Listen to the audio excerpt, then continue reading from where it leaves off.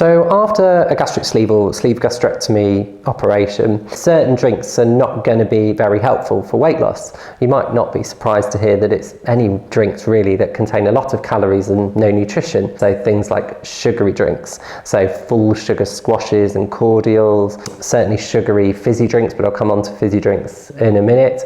Even fruit juice, as much as it has a lot of vitamins in it, it's essentially just sugar. And if you think about a glass of orange juice, it's probably taken about 6 oranges to get the juice that's in your glass, and you wouldn't sit and eat 6 oranges, but that is essentially what you're doing in terms of the calories, and it's worth thinking about that. Another calorific drink is milky drinks like lattes. Now, in the early stages after surgery, these can be quite helpful to give you protein, to give you calcium, and even in the long term.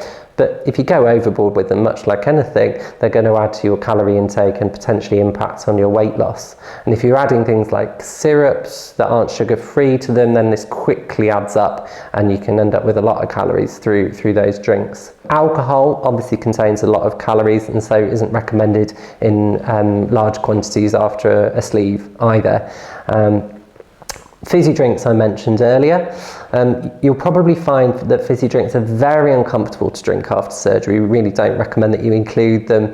Ideally try and cut them out, but if you do include them, it should be very occasional, certainly a diet one, and consider that it's just going to bloat you and feel really uncomfortable and potentially even stretch it. So we don't really have the evidence for that, but certainly it makes sense that a fizzy drink will stretch the sleeve potentially. So the best drink, ideally, water. Add some fruit to it to give it some flavour, maybe some sugar-free squash, but keep it quite diluted, and you can't really go far wrong.